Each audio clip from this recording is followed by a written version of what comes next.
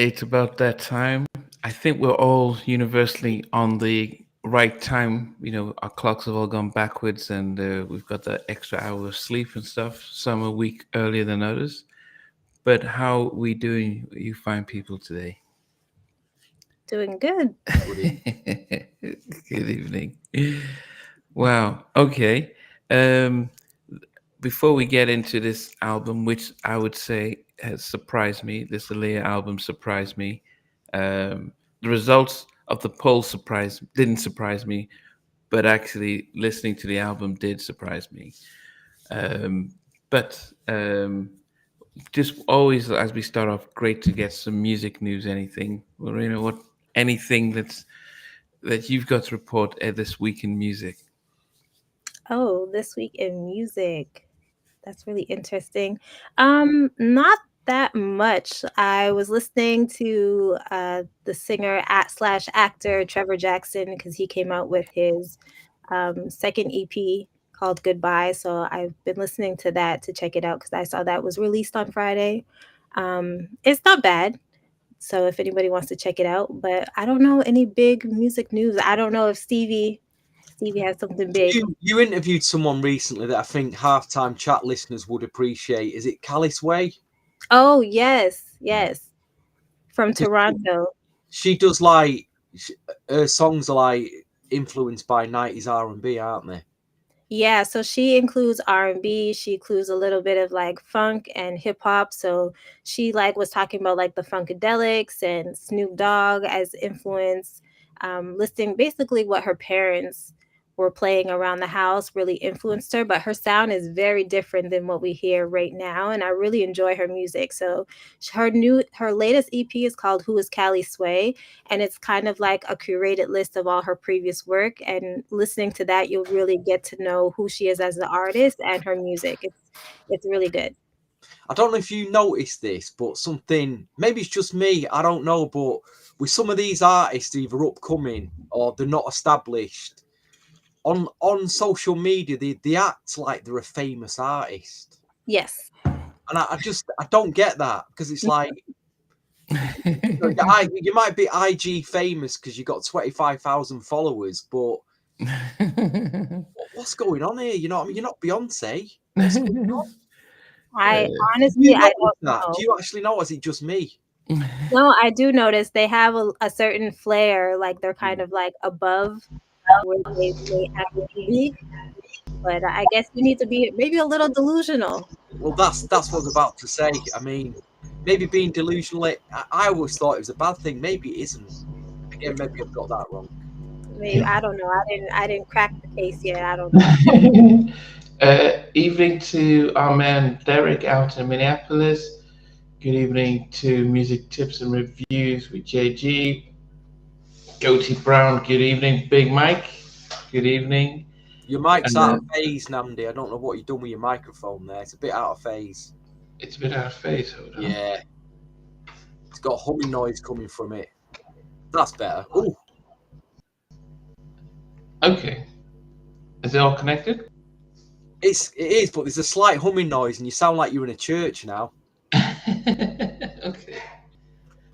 I'll take a look at that. All right. Better. It's better? Yeah, it's better now. All right. Okay. Big Mike and G Miley.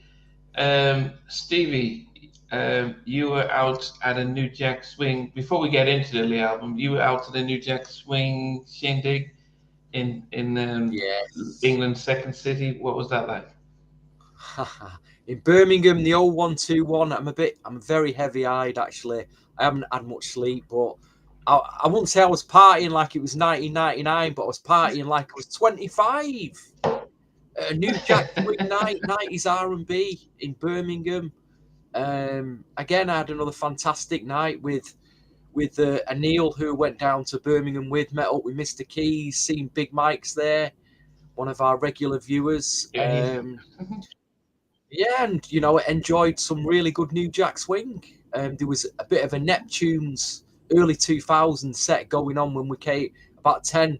They're playing all the Neptune's bangers. It felt like an MTV R&B party. and was wondering where the new Jack was going to come in, but it came in and it's really good. It's the same. It happens once a year, but they put an extra event on this year, which we're very happy about.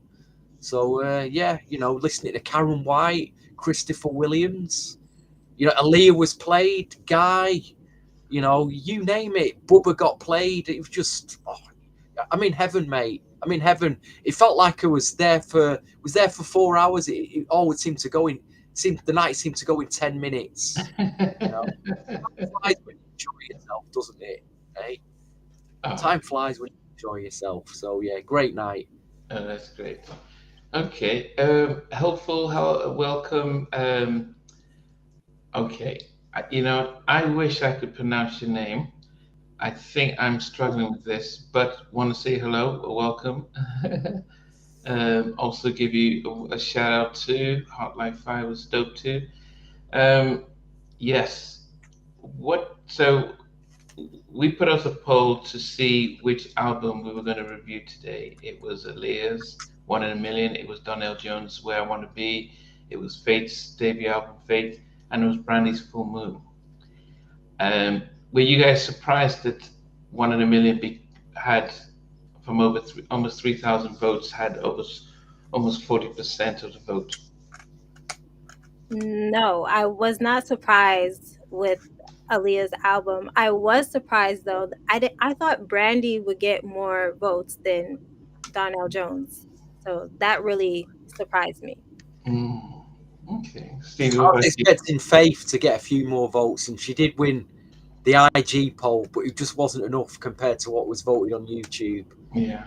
But Aaliyah she's transcended generations, hasn't she?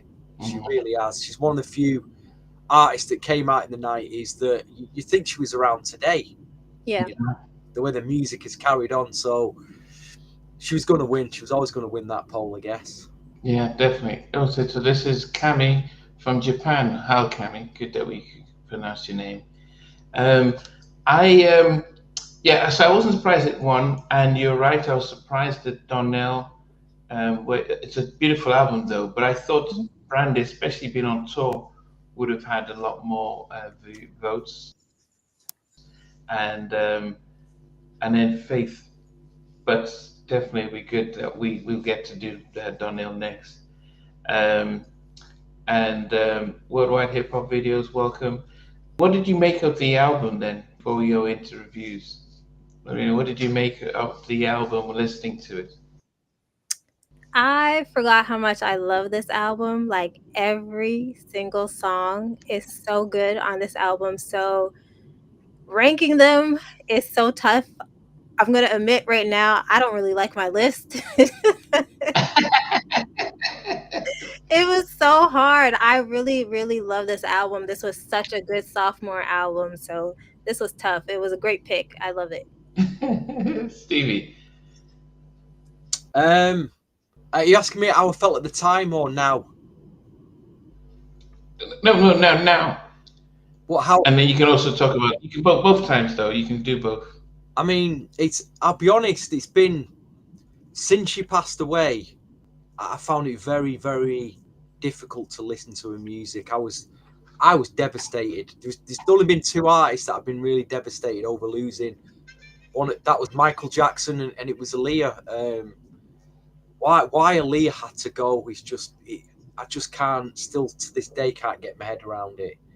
And like now I can, there was a track on this album that I was on public transport listening to on the headphones, and I had to stop myself from breaking down on the bus. It was crazy listening to one of the tracks. So that's how much it affected me. But like I say, she transcended decades. I think I look at a lot of the younger female R&B singers that are around now, try to make it, try to do things, and they're just copying Aaliyah. They can't break out of that Aaliyah. But her style, her image, we need something new, and we're not getting that. But Aaliyah, even though vocally she wasn't like an outrageously stunning vocalist, she had an image and a style that's just, it's stuck since the 90s, you know, and people are copying it to this day. But the album's incredible. You know, you look at what Timbaland did on this album, you know, with the double and the triple and upper beats. It just wasn't heard of back then. I mean, I know he was listening to what was going on in the UK, street soul and drum and bass, and I think that did have a little influence on some of the production. But the bass and the beats of his production on this, it changed R&B. Some of his best work, I would say, probably his best work for me is on this album, and it was so ahead of its time. That Timbaland production now, when you listen to it on this album, it feels so fresh. It could be coming out it's like it came out on Friday. It's that fresh. But how many albums? Not just Timbaland. How many albums have we got that's got Timbaland on it? Jermaine Dupri, KG, Darryl Simmons on it. You got the three boys from Newark on there. You know, the produce on here, unbelievable. Yeah. Atlantic really got the money out for this album. Yeah. It's really got the money, but to me, it's a 90s classic. This album is a 90s classic. So I would be honest. I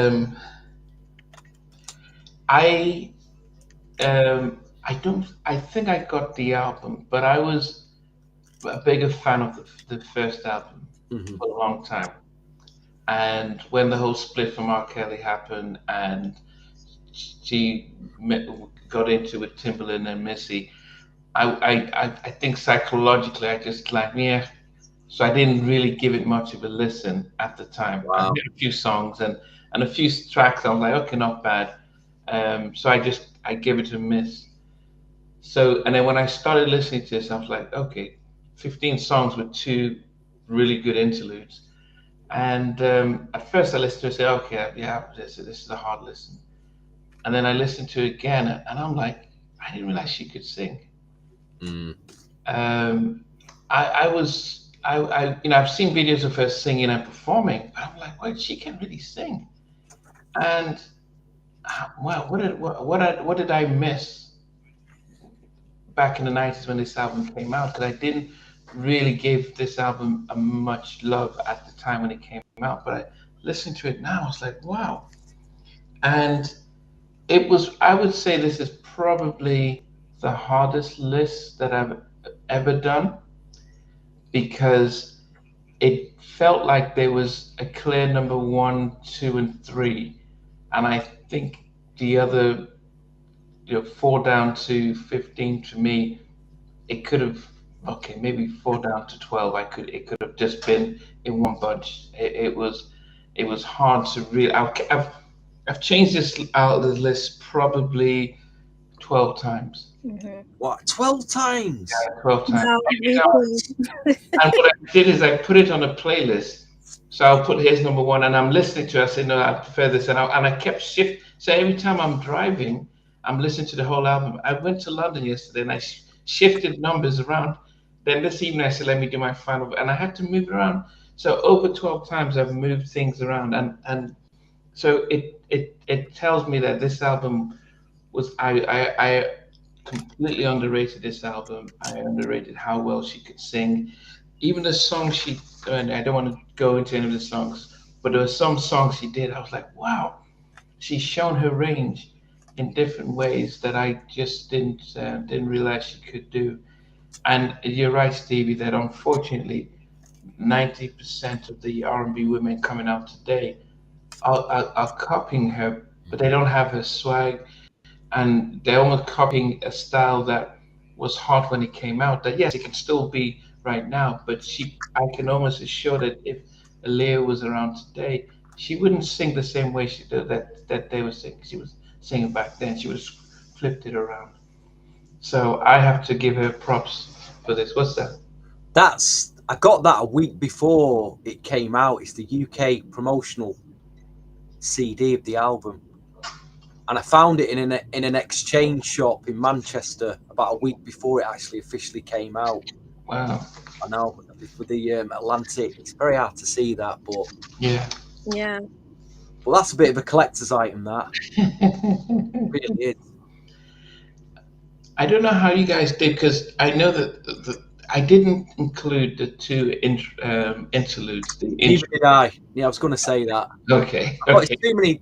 You take the interludes out. I've got 15 tracks here. 15 tracks, and they were really good. As I said, yeah. I mean, there were two songs that I would say I felt that they didn't need to pay the money to put on, but I'll go for it. I think they were okay, but I didn't. I just thought that actually the album was too strong. They didn't really need them. It wouldn't have been missed, and it might surprise some people which ones I put down there and stuff.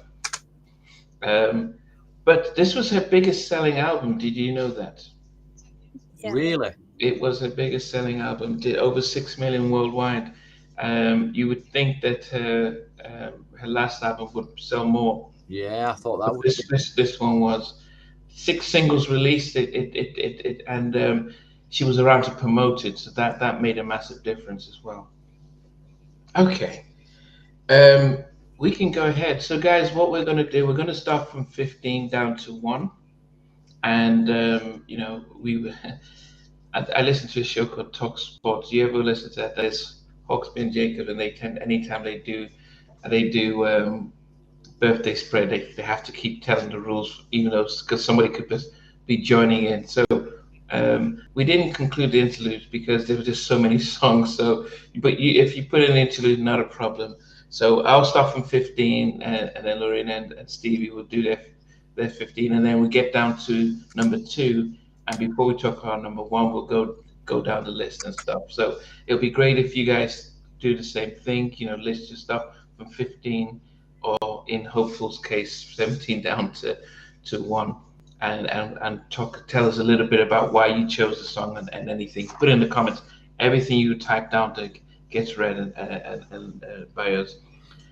So after number 15 for me, initially this song was number 1. Oh wow. It was number 1, but when I really kept listening to it, it went down to 15. It was one of the songs that I think showcased her vocals that made me say, "Damn, this girl can sing." It was a song that I wish it was done better, because then it would have been a massive hit for her. But it's the one I gave my heart to, written by Diane Warren and Darryl Simmons.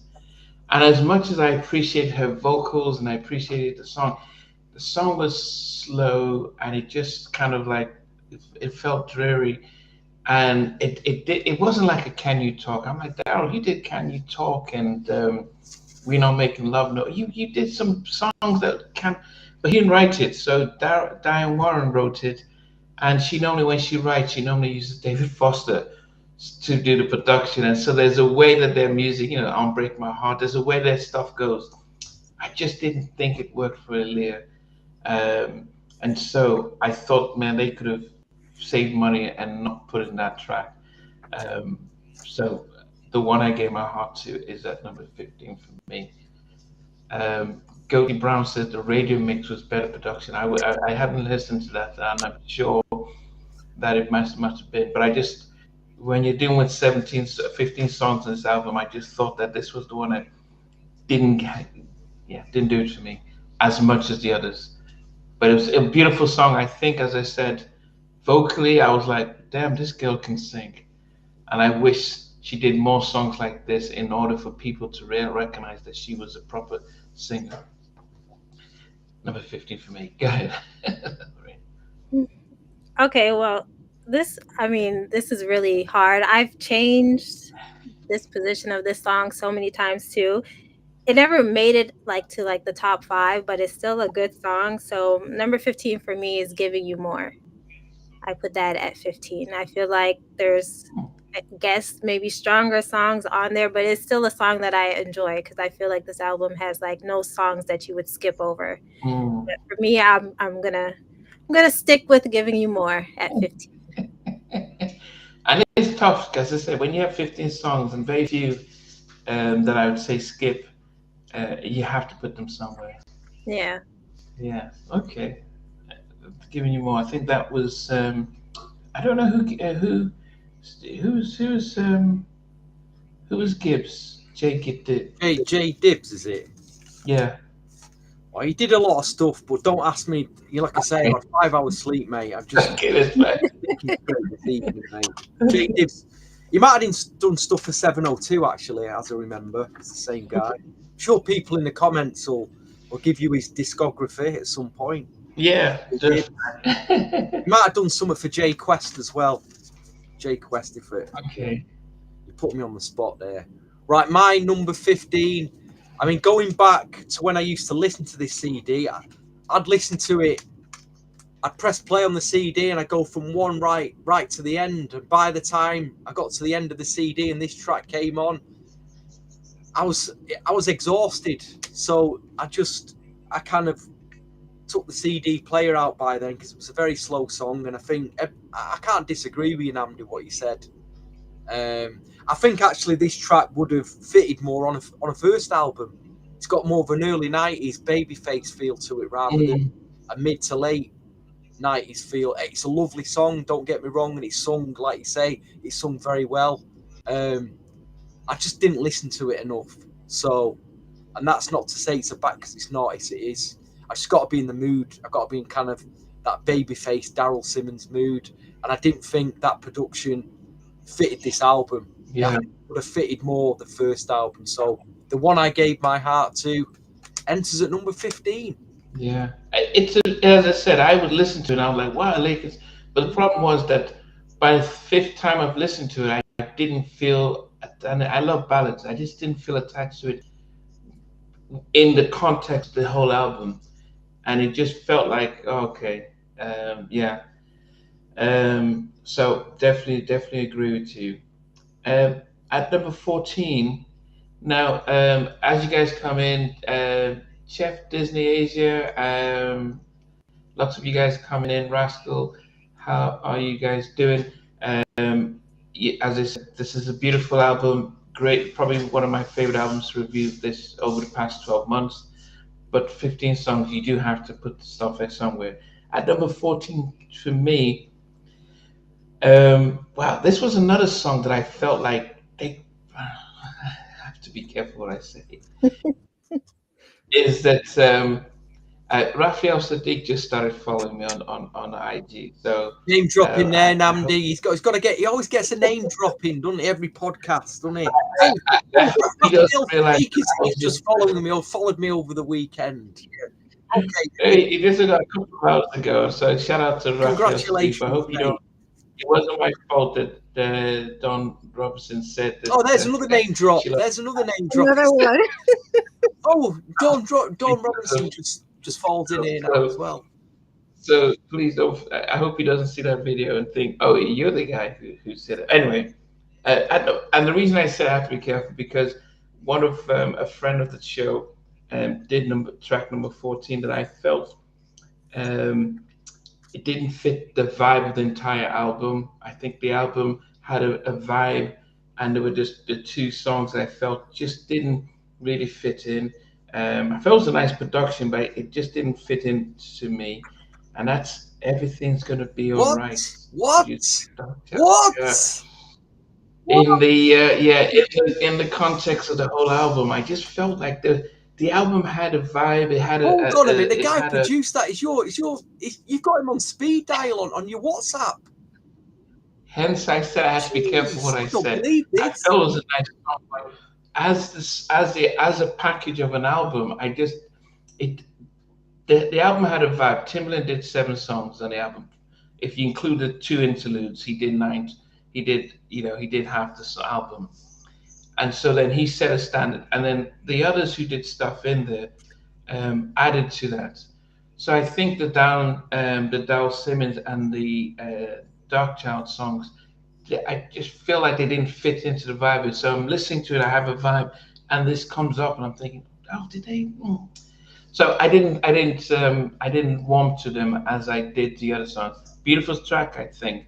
I know. I'd like to say, if you put it in the context of the album, I think you've got a valid point there. But if you take that track on its own, how would you feel? Yeah. Say it was like, a DJ cut. It was put on vinyl as a promo and given to DJs, and it's a brilliant.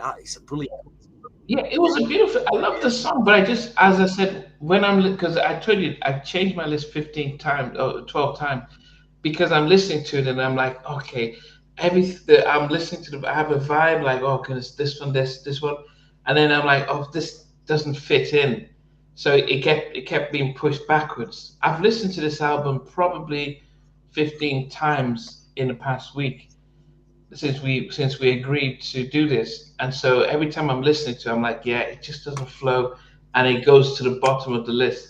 So that's why, as I said, because as I said, I don't listen to the album as it was produced. I move them around. So yeah, totally agree with man. Well, thank you, hopeful. I didn't need. I didn't think he need. I think they just didn't I need to mean, put it on what it. Timbaland did with his production, he actually, I'm sorry, Rodney, but he made you sound dated on this album, because that track you're talking about does have like, it has an early to mid '90s new jack hip hop soul feel, and then you come in with this new Timbaland sound, Rodney. You're sounding, I hate to say it, but even I love that track, Namdi. But you make, in the context of the album, you make a very valid Yeah. point. Okay, Yeah. thank you. Serena, what did you put down at Well, 14? I will say that, like you, I changed my list a lot of different times, and I do the same thing with each album. I create my own playlist and I listen to it like that. I switch it Mm, around. So, to yeah. be honest, that track was, you know, gonna be next, but I switched it again. So, number 14 is Ladies in the House. That's what I put. Wow. Mm. Yeah. Oh, the bass. Boom. Choo-choo. I know. I Oh, know. because please stop. You can. I know. It's crazy. Boom, boom. They'll shake Yeah. that bass on that alone will just shake a room up. Frightening bass on it. With both like Timbaland and Missy on the track, like it's an amazing song, like all of Mm, them. But when I just kept listening, it just, I don't yeah. know, that's the one where it landed. I feel like for me, I kept listening to Everything's Gonna Be All Right more on that album. So Mm, yeah, Ladies in the House is number 14 for me. Oh, yeah. But that's it, Stevie. When you do the playlist that we've both been doing, it means that you kind of switch it around as you're listening to it and think in the context of just the I vibe of didn't the album. overthink this one. Oh, I you just didn't? just Okay. did my list of what I listen to most and what I listen to the least. I thought I can't overthink this because, like you said, all the tracks are really good, and Mhm. I would be switching and going, but So yeah. Anyway, where are we up to? Number 14. Um, Yeah. I was really, really enjoying this track. This one's produced by, I'm sure is it Cameron Griffin? Let me just, yeah, Vincent Herbert and Craig King for Three Boys.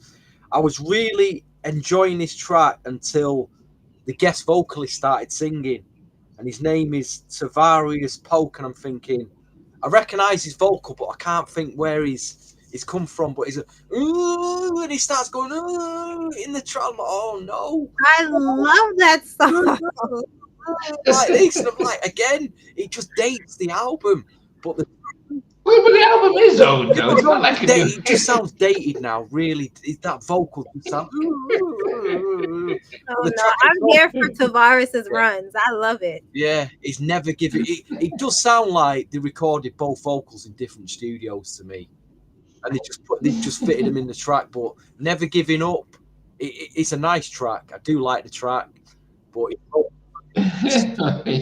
I'm sure you'd be surprised where we both put it. So number don't worry. 14 is never giving up for me. When it comes, he starts going. No, no.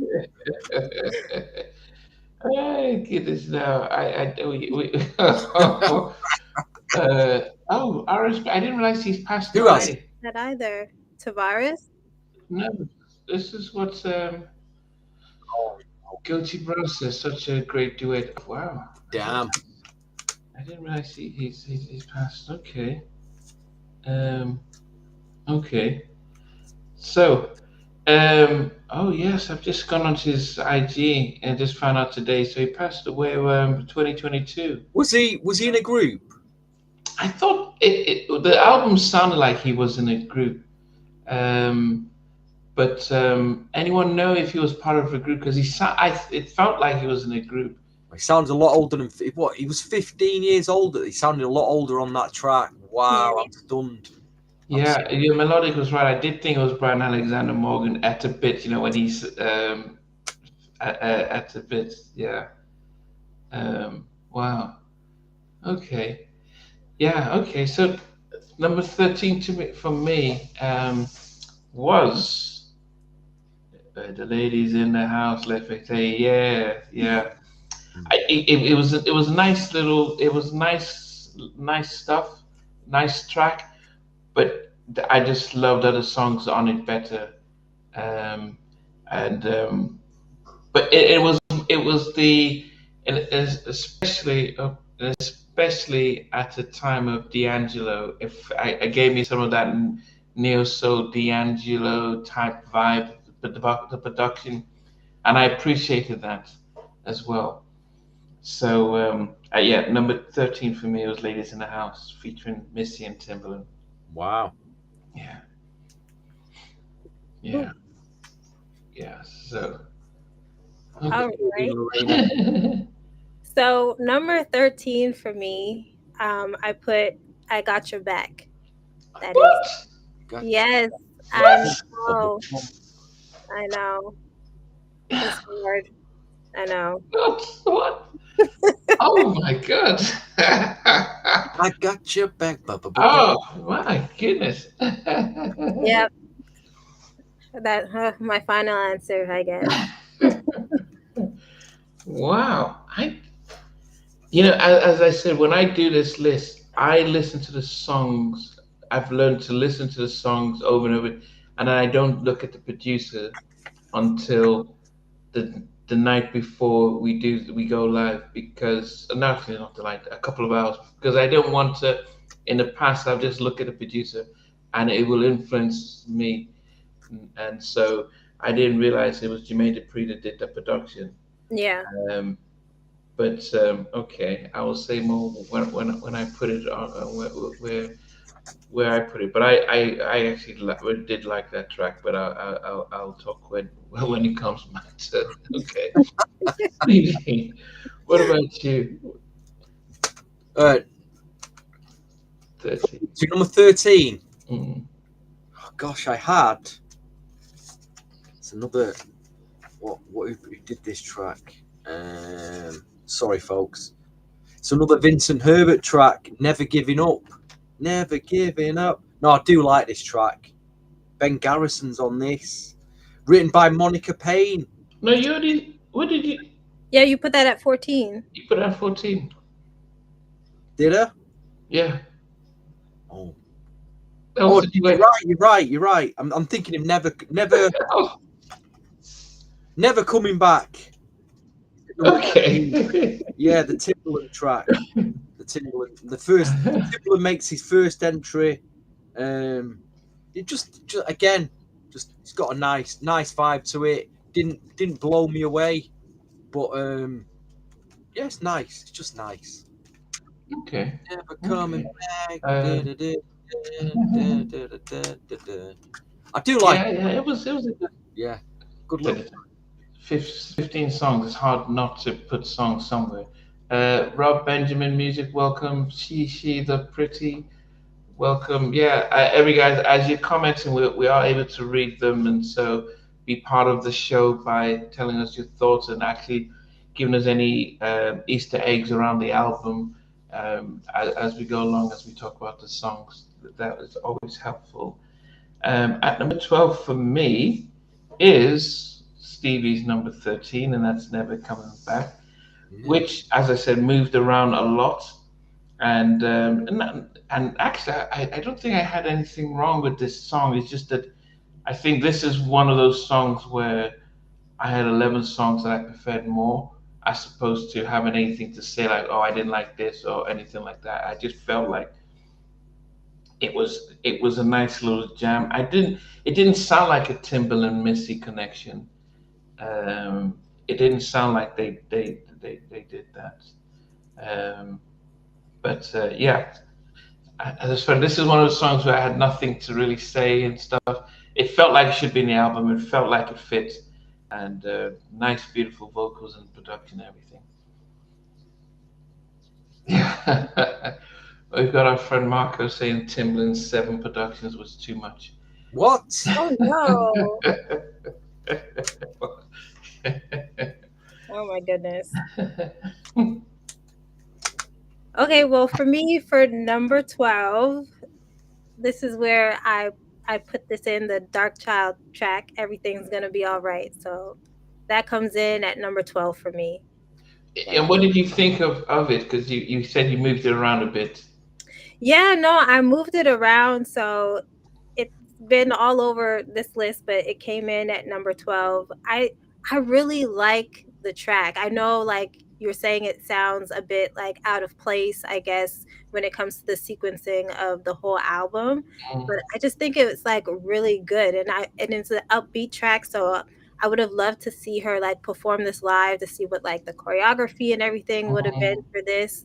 But yeah, I liked it. It didn't make like my top 10 or anything like that, but I think it's a solid track. Yeah, yeah, and I can't disagree with you more. I thought, oh, this is a good track, but it it just felt like, yeah, let's just get a Dark Child track to put on there to see if we needed it. And that's how I felt like, um, you know, it had a good direction, and I just felt it just didn't need it on there. Yes, I wish it was done on the soundtrack and released on the soundtrack. It would have worked perfectly. It would have worked perfectly. Yeah, I was thinking that too.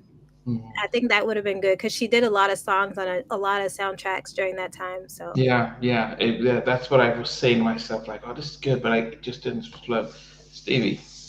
I've opted for one of the singles, again produced by Vincent Herbert. I'm just looking at Paulina DaCosta. He's on percussion on this. Wow, it's got Slick Rick on the rap. Wow. That gives the track away, but I think it's a fun it's a cover version. It's a fun version of this. She's done it respectfully.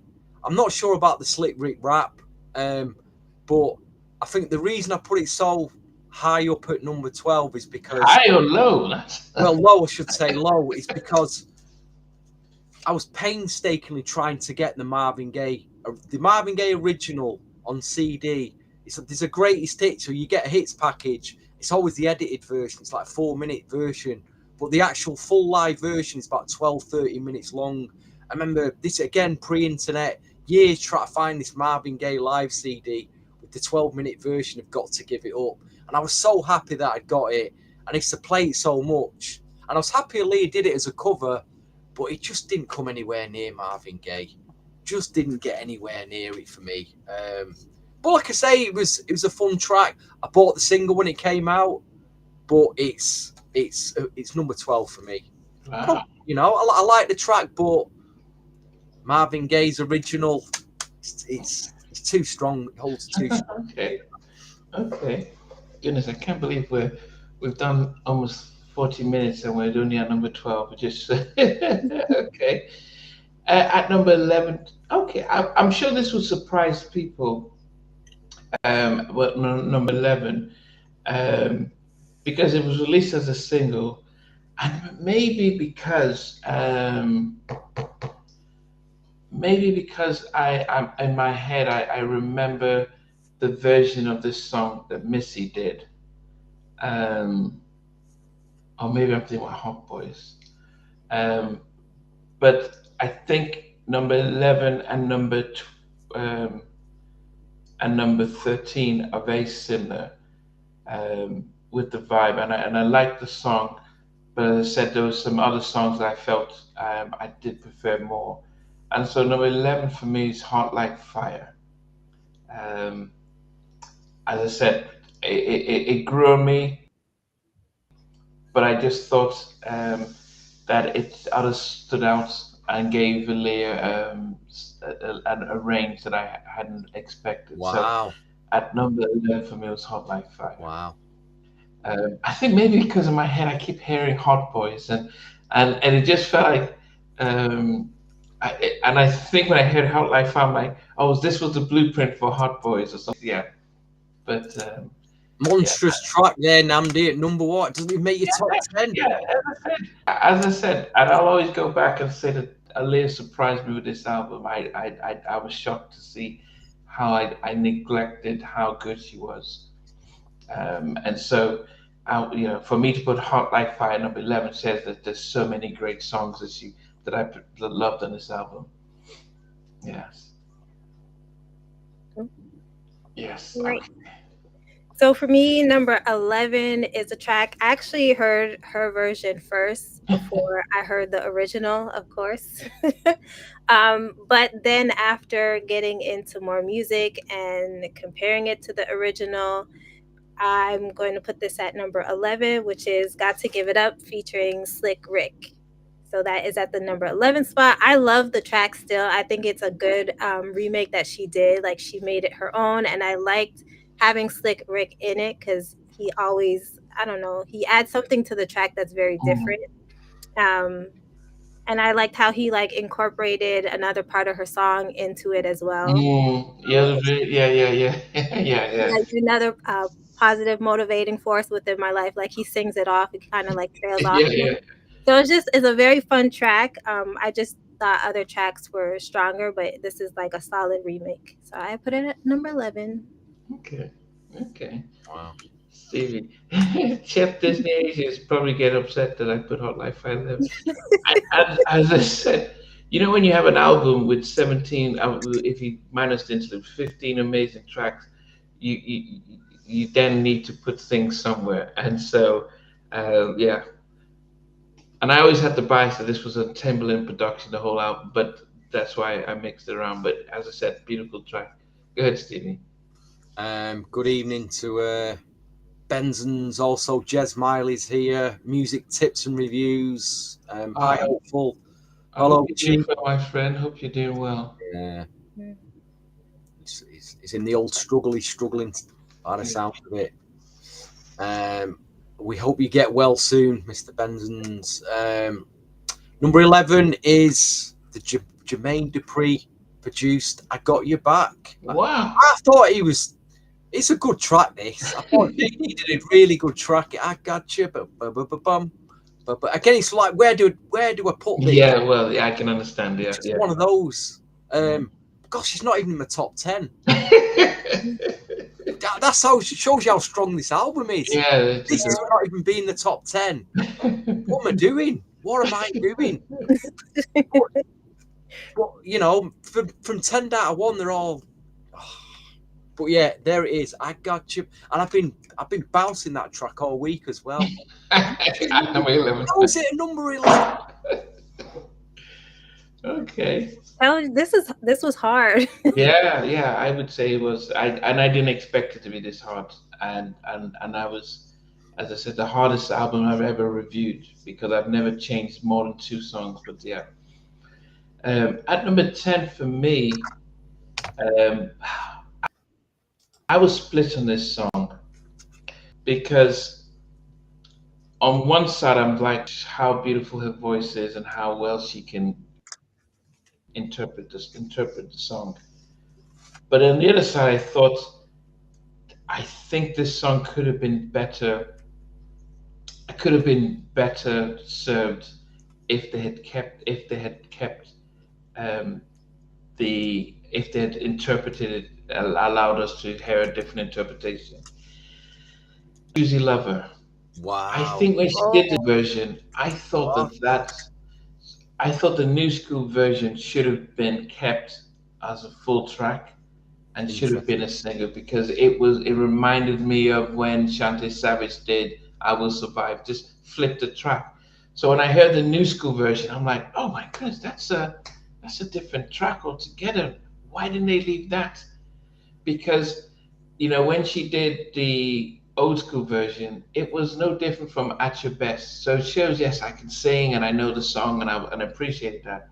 But the new school version was like, well, let me flip it and give it a new lease of life. And I preferred that part, So at one point, it's like, yep, Aaliyah, we know you can sing and you sound angelic. But then you give us the new school version. I'm thinking, but that should have been what you have in because then you're introducing it a new audience to this old classic and not sounding like them. Because the first part, when you're listening to the guitar, like, wow, this is awesome. I felt like Ernie was playing the guitar, and I felt like it was just she jumped on the original track and said like you could have fit in. But I think if they'd kept it a new school version, it would have made my top five.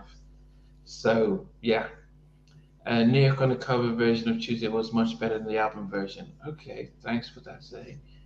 Um, Old school, new school. Aaliyah skates over the ice in front. Yeah. Okay. Yeah. So as I said, new school version would have been great for me, and I would have had it much higher because I felt like, wow, that was how you flip a record and make it your own, and it would have just been so awesome. All right. Okay. For me, for number 10, I put this as like a classic, like 90s ballad. I remember the song when I was younger too, like playing it a lot. So that's the one I gave my heart to. So I just felt Oh, okay. You still got into your top 10. yes, it is in my top 10, definitely.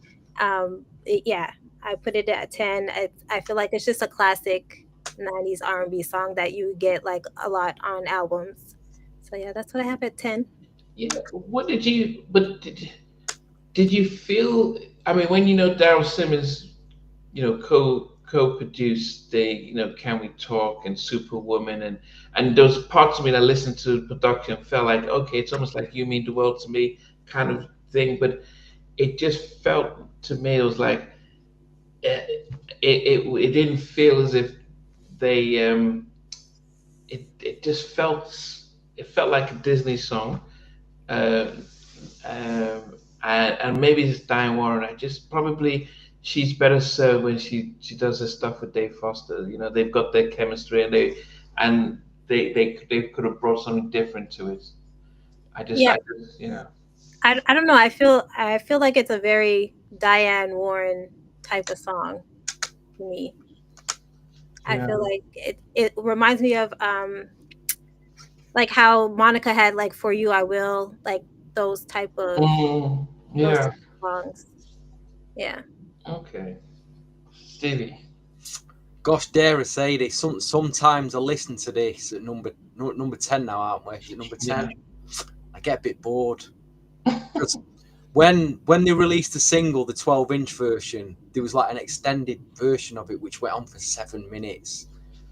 And I'm scratching my head going, I'm getting bored of this. Getting bored after 4 minutes. I don't. It doesn't need to go any longer than 4 minutes, but it does. It just goes on and on and on. Then other days I listen to it and I think it's just what a great track. But it's ended up at number 10, surprisingly, and it's If Your Girl Only Knew. It's at number 10. Oh my Wow. god. Your girl only knew. Da, da, da, da. It's that late. Maybe it's the production, and even though I'm really bigging up Timbaland's production tonight, I was like, this was the first single. This was the leader. I was a bit anticlimactic when I first heard it. That's the first single, I'll be honest. And the 7 minute doesn't need to be 7 minute long.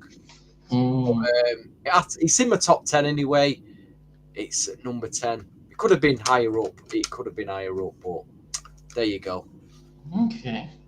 Okay. Um. Yeah. I mean, as I said, okay. So that was If Your Girl Only Knew. I'm Mhm. surprised with that. I thought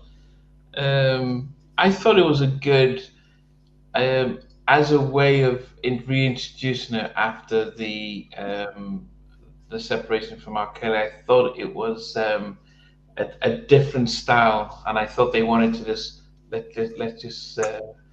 let's just try and give it a bit different vibe. What did I put? I think I put it a little bit higher. Okay, number nine. So top 10, number nine for me.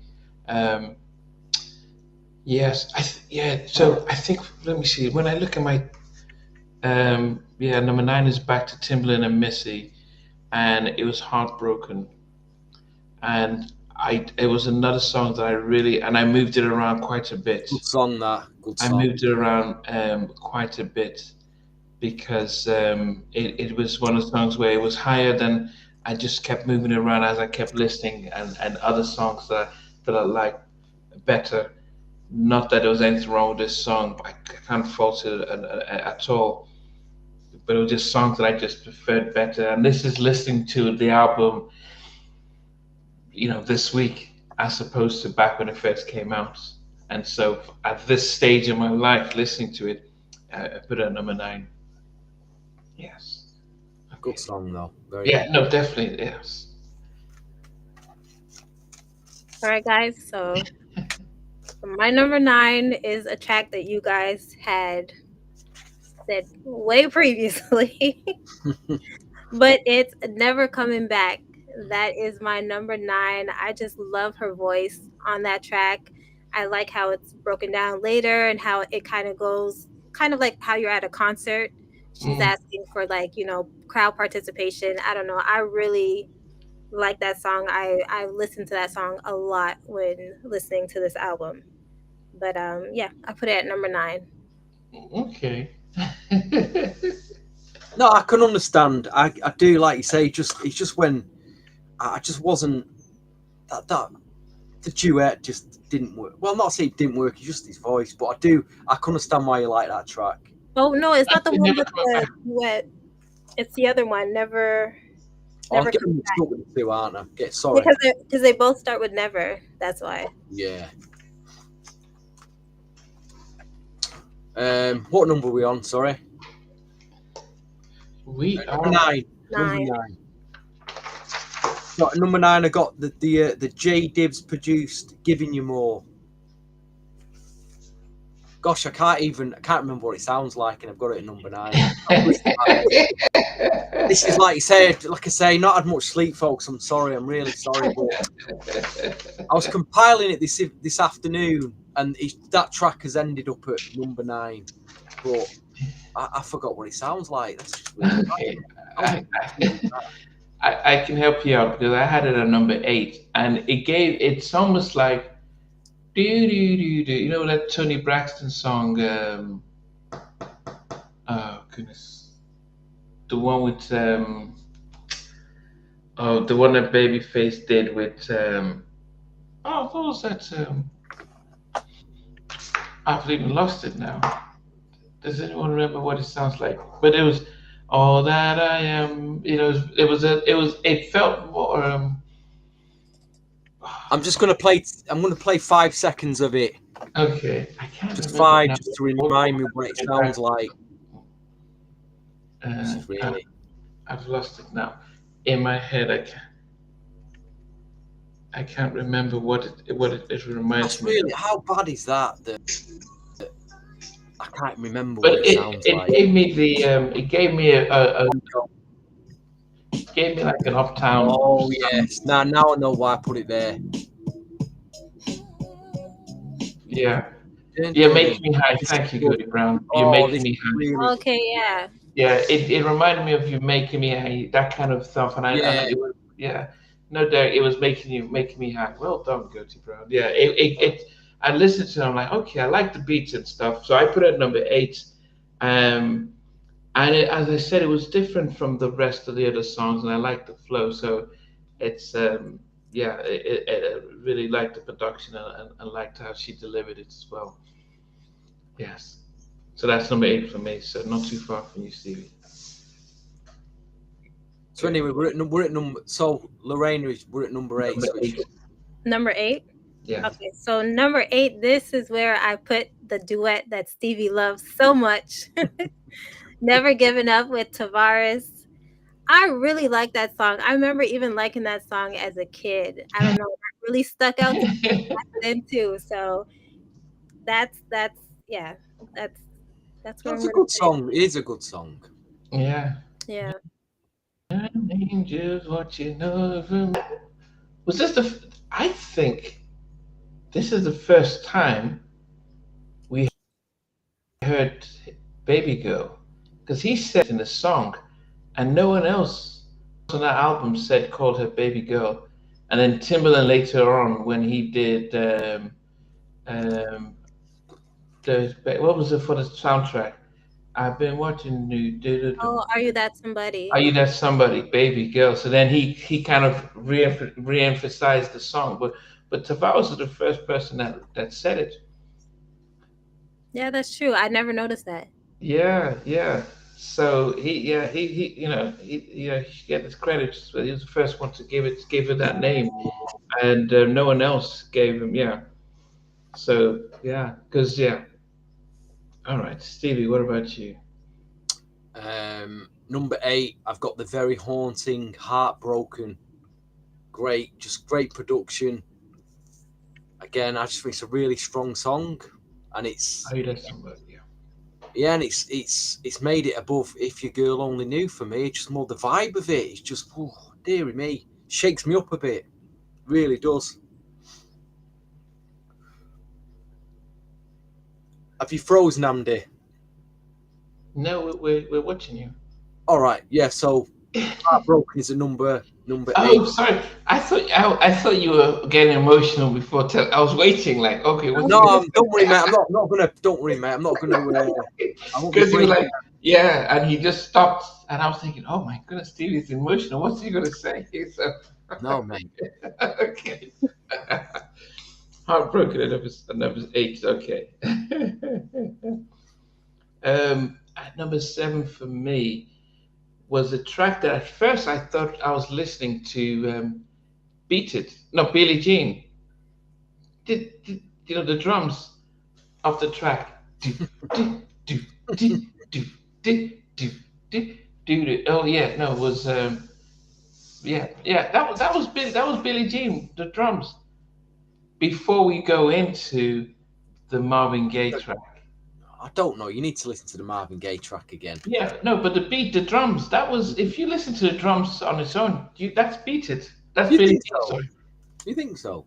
Yeah, that's I'm a gonna do. listen to it again. Okay, you just play the drums on it. It's not, and tell me you just play the drums. It's Billie Jean.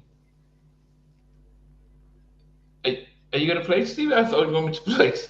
No, I've not. I've not got. I'd have to go on YouTube. No, that's fine. I've got it set. And let me see. Where number 7 is. No, beat it. The drums on beat it like boom. Yeah, bartender, can I get a Hennessy on the rocks and Long Island iced tea? Thank you. Oh yeah, the kick when the kick comes in. Yeah, I can hear that now. Yeah, I was okay, Benson, yeah, lazy. It just I'm like okay, that was but when you listen to it, you're like, oh, what was that track by Pharrell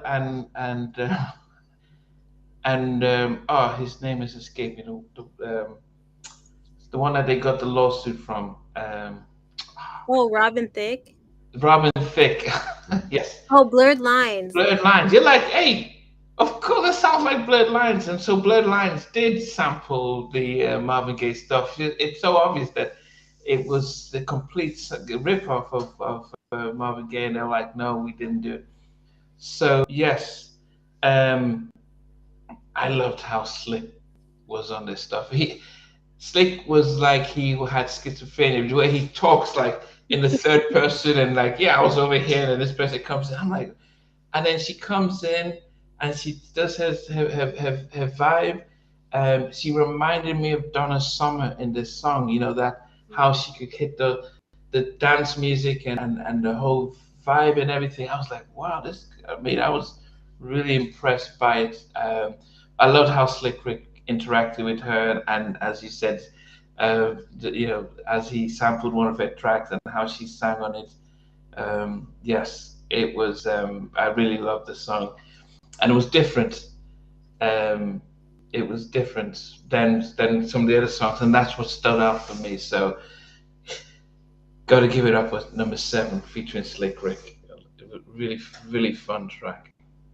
Yeah, Slick Rick, he's such a good storyteller. Yeah. I think that's what it is. And it makes it really fun. You know, he performed recently in London on the street for what's that DJ called? That's really the DJ. Nobody was there. Nobody. Really? He was there for Will Smith, where he had a shocking.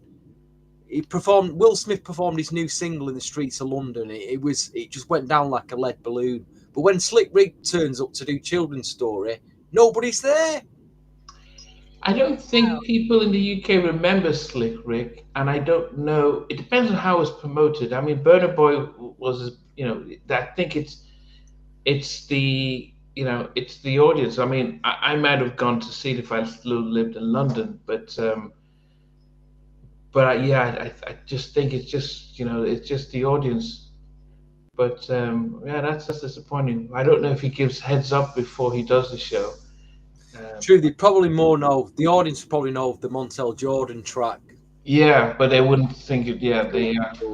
But no, I think just the way he tells the story alongside her, I was like, wow, this was just really really good. Yeah. Okay. Number 7 for you. Number 7, I have Heartbroken at number 7. That's such a good track. Unfortunately, it didn't make my top 5, but I really, really do enjoy this track too. I think it was just so well done, and it really fits the album. So yeah, that's what I have at 7. Sorry, which track? Heartbroken. Yeah, I can. Do you think that track appeals to ladies more? Probably. Yeah, from the lyrics of the song. Yeah. Okay. Do you know when and now I need to remember this because when I listened to, and I don't know, it was hard in some cases listening to some of the tracks, like Heartbroken, like for let me see, for some of the songs, because it was hard to not, because 2 years earlier she was, a year earlier she was married to R. Kelly and the whole situation, and it's hard to do a breakup song and like I'm writing you a 4-page letter and some of these songs without in your head thinking who is she singing about, and because I know that everyone else had this uproar about the age difference and stuff, but did they actually find out how she felt about the situation, and or whether it was whether she was taken advantage of, or whether she actually felt the same way? Elvis Presley married Priscilla Presley around the same age, and they're still, he was still his wife until he passed.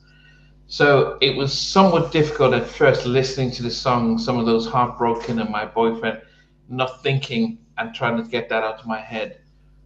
But I still went on and still appreciated the song. So yeah, Heartbroken was one of the songs I remembered thinking about at the time. Yeah. Anyway, Stevie, on to you, number 7. I went for the bass heavy shaker, Ladies in the House, really quite high up for me. Wow. Ladies in the House, boom. It's just that bass is menacing. The shake they've got on it, it'll shake the club floor. It's too heavy. It's too heavy for me. Just a mind-boggling production. It's got Missy Elliott in it. Had we heard of Missy Elliott by then? I know we had, haven't we? She was in that group Sister. Yeah. But I didn't really pay much, even though I remember getting that Sister record.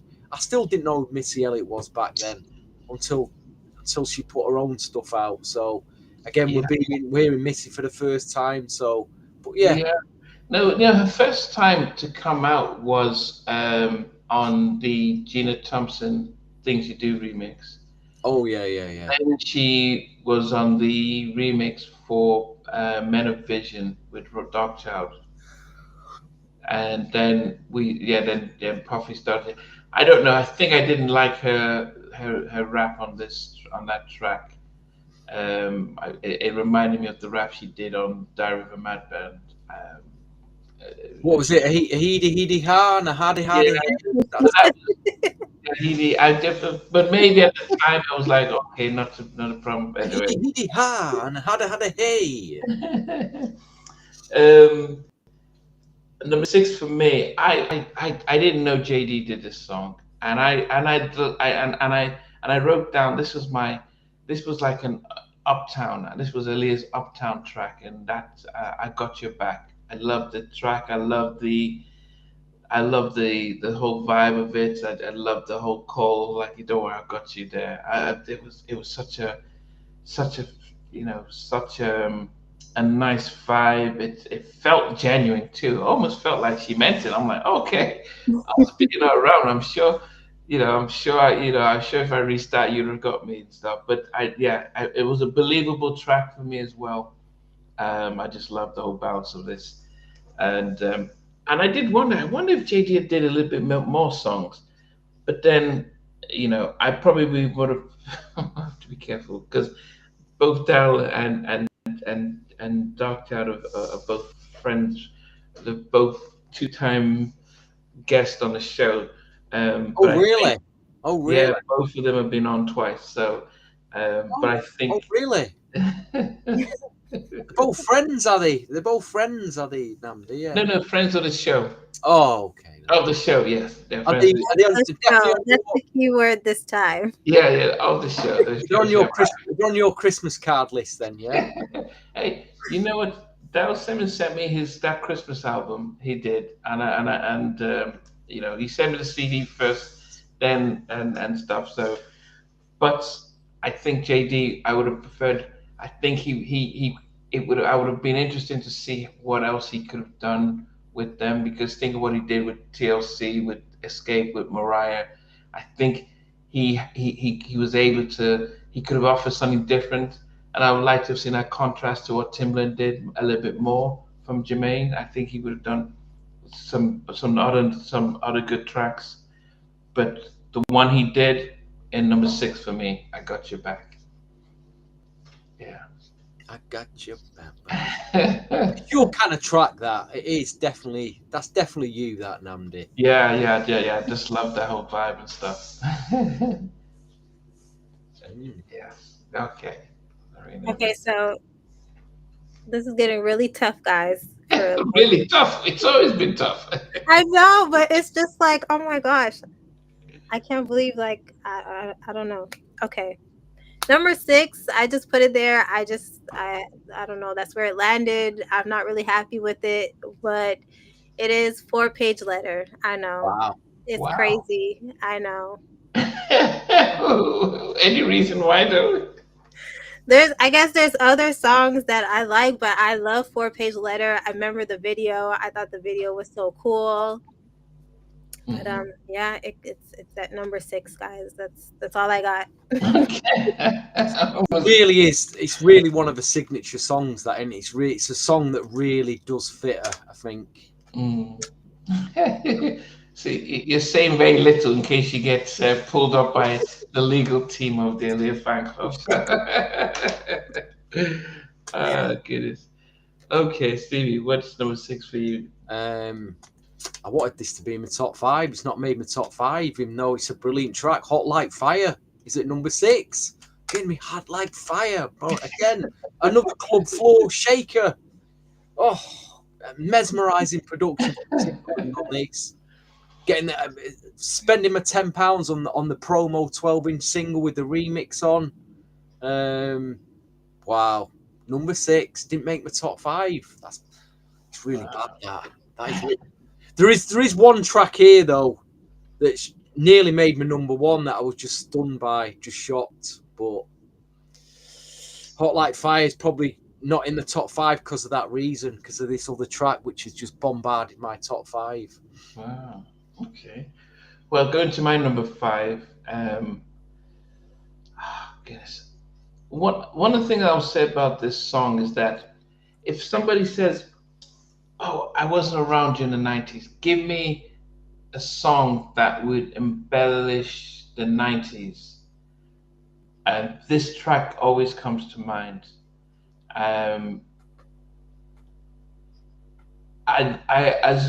What I loved about how not only the theme of the song, but the interaction with Tavares, Never Giving Up.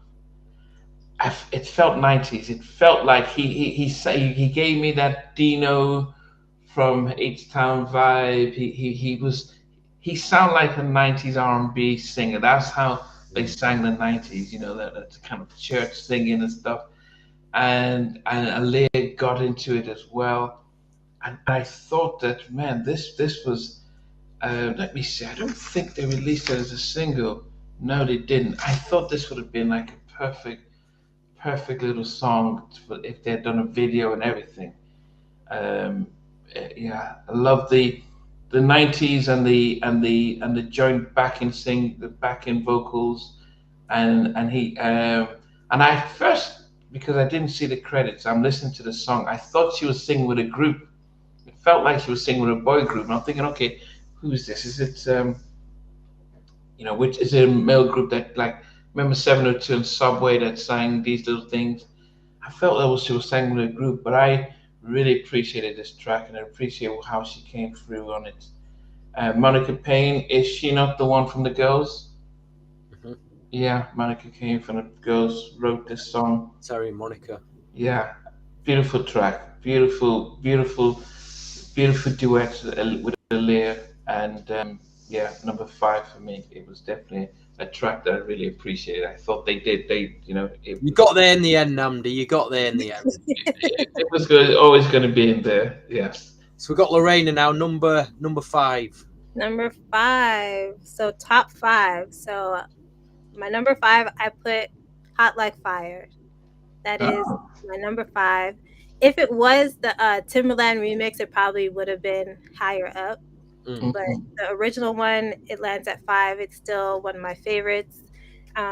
Again, love the music video during that time and everything, and it's a solid track. So that's what I have coming in at 5. Okay. Wow, you had it higher than me. It's interesting that we've got Tavares was a teen when he sang Goatee Brown says when he sang those riffs. Then Ezekiel's like, nah, man, I didn't like it. He didn't think that the vocals complement each other. But it was I agree. I agree with what he's saying, but you got to take into account he's a teenager. So fair play, respect to him as a teenager. You know, getting that duet. Yeah, but Aaliyah was also a teen at the same time, and I think because she'd come out before, but she was 12, she was 15, so they were on this. She was a teenager as well, and I think I appreciate the fact that they wanted to pair her up with a young kid, so that because it needed to take away the narrative of what was happening in the past, and I felt that it was like, yeah. But her subject matters were very different than what Brandy was singing when she started, Yeah. but she had gone through a lot. Yeah. All right. Stevie, what did you have for number 5? Number 5, this track. I think this track has influenced the whole generation of female singers. I also think it influenced the whole Player album, half the Genuine album in sound. It should be higher up. It's a brilliant, it's a great song, really strong song, and I like the way she's saying, like, turn the music up, and it builds and it goes into it. But number 5 is 4-Page Letter. Great record, this, but like you say, if you play your Player album and you're Genuine, then third them out, you can hear this sound, what Timbaland was doing, and that I don't know if it's a sim sound that comes down, sound that comes into it as well. But as a song, it just really fits her. It really is one of her signature songs. So 4-Page Letter, number 5. Thank you very much. At number 4 for me is the first single she came out with Timbaland and Missy, If Your Girl Only Knew. I think even I'd give it up to Missy for the subject matter that she's singing, and then also the fact that if there are countless videos of Aaliyah performing this live, dancing and singing and hitting those vocals, which you looking back, you can appreciate now how she was able to do that and still look cool as well. She died at 22 years old after releasing her third album. I think sometimes you take her back and think, wow, she hadn't done, she was only 22 when some people are still coming out. And she had so the full package, even in a busy period of R&B music, solo and groups, she still made her mark. But if your girl only knew, beautiful track at number 4 for me. Wow. Yes. If your girl only knew. For me, for number 4, I put Choosy Lover. So Wow, that high up. yeah, I think it was done really well. I remember listening to this as a kid and liking the song, but then when that beat switched, I was Mm. kind of like mind blown as a kid. I remember sitting in the living room and be like, "Oh my gosh." And my older sister ran and she's like, "No, we have to listen to that again." So then we had to like rewind the track. We didn't even finish it. We had to listen to it again just to hear that beat drop. And till this day, it's just something that I look forward to in the track. I thought it was done really, really well. So it's one of my favorites on there. So I have it at number 4. What if they had just done the second part for the song as a full song? What would you have thought? Or would you need to, did you need to hit both of them to? Would you have separated the two tracks? Um, I mean the beat is good. Like when it switches over to like the more up tempo, which Mm, is like getting away from like the Isley Brothers. mm. But I don't know. I just think the switch, because at that time, that's not something I don't think that was happening a lot, right? No, you wouldn't.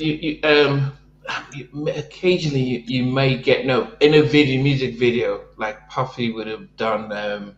I'm thinking about being around the world where they do the switch. You know, they do he dances with JLo, then he goes back in. Hmm. Very rarely on an album that they'll just record it like that.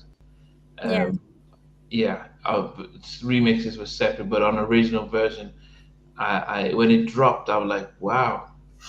And then I thought, did I prefer the old original or did I want the switch? And I felt after a while, I thought I wish they'd done the new version as a standalone single, and then on the remix have the original one there to say, look, I can do this. But this would have been her version of it. That was just me at the time. Okay. No, I don't know what it was, but I really liked how they did the switch Mm. on their original version of their remake of the song. So I thought it was really good. So that's why it's so high up there for me. Hopeful says she preferred the first half better than the second half. But did you both have a preference on that track? Did you prefer the original or the switch version? I didn't have a preference. I Uh, liked both. I would be okay if they stuck with the original or if they had the second part as just the song itself. I think that would have been cool too because it would have been her own take on the song. But they could have went either way. okay, okay. Stevie, what is your where we at number What 4? was your number 5 and 4, Namdi? Number 5 for me was Never Give It Up. If your girl only knew. Never get. And your 5 was My Hot Like 5 was Fire. Hot Like Fire, and then 4 was Choosy Lover. I think you started your top 5 very, very strong, Lorraine. Very strong. Can it get stronger? It's definitely stronger than mine because at number 4, I've gone for purely. I think this would have made an incredible DJ cut.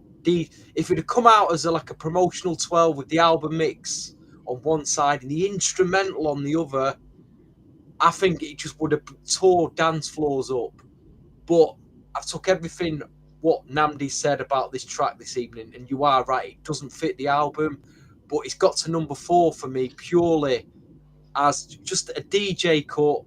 And I am a fan of Dark Child and his sound. So everything as a dance DJ cut, I think it's such an underrated track. This it's a brilliant, just a thumping track.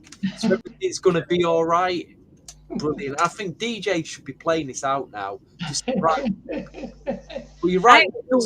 It doesn't fit the album, but as a dance floor track, this would kill dance floors. So for that reason, and I do play it a lot, it's at number 4 for me. Yeah, as I said, I was if you have it, if you had top 10 Dogtail tracks by female artists and you listen to it, you might I like it. Plus, I'm a big from this period, '96. This is my favourite Dark Child period as well. The early Dark, I loved his sound then, because once it got into the late '90s and 2000, they all sold out. They all took the pot money. They were producing Britney Spears and God knows what was the other girl Timbaland produced. What's that other girl? The promiscuous girl. Oh, Nelly Furtado. Yeah, they were getting the suitcase money from the record. Here's a suitcase with 150 grand in for a Nelly Furtado track. Take the 150 grand to. He goes, oh, thank you very much. Thank you very much. Promiscuous, here we come. Well, we're getting 200,000 grand for Britney Spears. Take the suitcase. Hey, 200,000. You all sold out. You're sold out. You sold R&B down the river. I remember talking to J-Dub, and he was saying that, man, they were just throwing money at us in the 90s. There you go, see? They took the money. No, it was him or John. They were just saying, they were throwing money, so you just took the money. As you want us to, no problem. How much you want to pay? So, unfortunately. Okay. It'd be like us sat here now and some big company come along and went, guys, here's a load of money to do your podcast, but you've got to do it this way. Would we be taking the money? Yeah, of course. Here we go, 250 grand. Apart from Lorena, who's fake principal, like, no. But we want you to do, we want you to do I don't know, some pop artist. Name me some pop artist who's big now. Do a top 10. Maybe they say, look, here's some money to interview Kim Kardashian as she's coming out with a new R&B album. Oh. And I was like, man, your vocals were just unbelievable. I don't know how you were able to incorporate those beats by Timbaland. Show me the money. I'm just kidding. Oh, well. Number 3 for me is 1 in a Million. I can't right now, just because we're talking, I kind of forgot about how the song sounds like. I can't remember the song now, but listen to it. It was right up there. There were just 2 other songs that really were much better to me. Well, not much better, that I loved much better. But 1 in a Million is at number 3 for me. What? Yeah. Well, at least it's in your top 3. It's in my top 3. I just need. Okay. Yeah. You don't need reminding of that, surely. Your love is 1 in a million. You know what happens is that of course I know the songs, but as we're talking, I just forgot how it sounded like, and so I'm like, okay, I've got 1 in a million, but I can't remember it. But I think Timbaland was probably, when it comes to drum beats, I think he was on a different planet. You know that the Teddy Riley Blackstreet remix of with Janet Jackson. Girlfriend, boyfriend. No. No. The one that's Get Lonely. I get so lonely. Timbaland did the drum productions. If you look at when you look at the CD, Timbaland was brought in for the drum production on that, because he was just able just to do some magic on that. And I've heard countless people talk about how they get stuck with a production, and Timbaland 5 minutes. I think, who was it? I think maybe Kanye West has said about how Timbaland comes in, he gets the production out. Timbaland's just an amazing thing. So the 1 in a million, the way he gets the drum beats in there and just flows, beautiful songs and stuff. Yeah, but I had 2 more songs that I preferred more. Ooh, wow. Yeah, hold on a minute. 1 in a million. Do you think it sounds? I was thinking the other day, what does 1 in a Million remind me of? And it reminds me of a track. I don't know if it came out 2 years earlier or a year earlier. The track that goes, "Your love is a 187. Oh, the Wagner Brothers. Me to heaven. Yeah. 1 in a million." I don't know. Does it remind me of that? The Whitehead Brothers. Your love is I a have to look that up. 187, taking me to heaven. Your love is a 1 in a million. Huh. I don't know. Maybe I don't know. Kind of got a similar feel to that. It's similar feel. I wouldn't have listened to. I wouldn't have. I don't know if I would have connected the two. I mean, but it's. Timbaland had definitely heard that Whitehead Brothers track. They must have heard that by then. Yeah. Well, so this came out in. I'll check and see when. One of the songs 3 and the Yes, I Gave My Heart is 2. Is it number 15? Chief Daisy 8. Is it Chief Disney Asia? Is that Chief or Chef? Chef Disney Asia. That person can't believe I've got it at number 15. So does Namdi. He's got it at number 15 as well. Yeah. So they came out. Very guy track. It's not a very guyish track, is it? That it's a girly type of track. It's a girly type of track. No, anyway, I love the production. Yeah, but the way Whitehead Lorraine is dying to get a number 3 out here. Yeah, but the Whitehead Brothers came out 2 years earlier, so there's a possibility, Stevie, that there was. Timbaland did listen to that. Love is a 187. I'm gonna look that up. I've never heard of them. I don't know. It just came. I thought it sounds a bit similar. So okay. Oh, we want that 187 and then Forget I Was a G, the Whitehead Brothers. Shout out to Kenny Whitehead, friend of the show. Yeah, another friendly good show there. Friends in high places. Anyway, Miss Lorraine, what is your number 3, please? For number 3, I have If Your Girl Only Knew. That is my number 3. I think it's a strong track. I love it. So I have that at number 3. Yeah, production was amazing. Yeah. Okay. Yeah. I think it's really good. And it also showed too with like the video how she like changed her image, like her branding and stuff like that. So I thought it was really well done. Yeah, okay. Lena Marie says the 1 in a Million also sounds like Cheers for You by Player. But you know, the Player and the Blackground Crew are all part of the same label. And they would have Static, well, it's hard to tell now because Static was called a genius that it's hard to see whether he influenced Timbaland or whether Timbaland influenced him. It's hard to tell. All right, Stevie, what about you? What did you get? This track is actually on credits. It's got Renee Neville from, I probably murdered the name there, from Janae. It's also got Darren Lighting, KG. It's got a big Kool and the Gang Summer Madness sample through it. It got played a lot on the pirate radio stations in my city at the time. Again, it was a big DJ cut, this. And it's a track that I always played a lot, but it's A Girl Like You. I just love this track. Okay. I thought we'd put it at number 2, but it's ended up at number 3. It's a great track.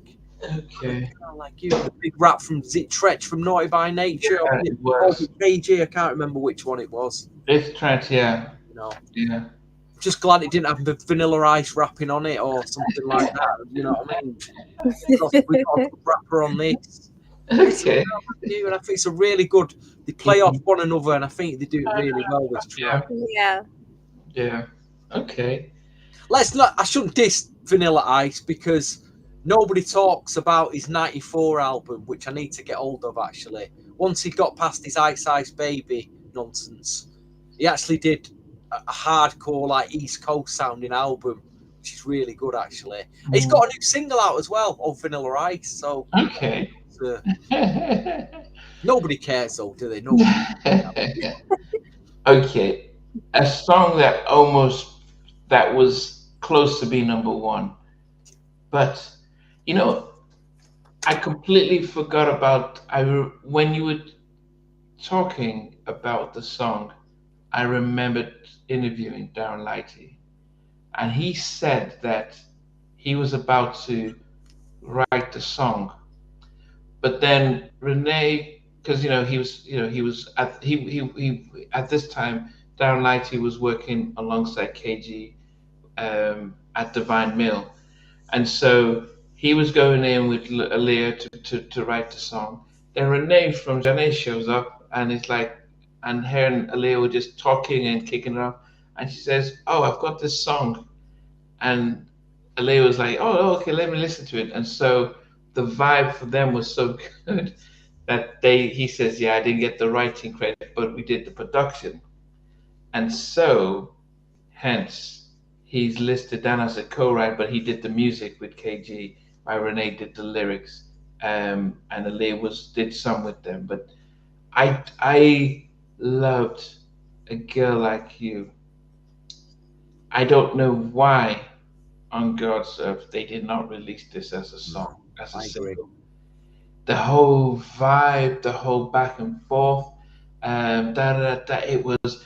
This was a summertime track. It was, it was like this is separate from AJ Nothing But a Number, but different. This would have been such an anthem, and I don't know what went through their minds when they just put it and they didn't release it. It was high up on the it was the track number 4 on the album, so they would have realized that this was a good track.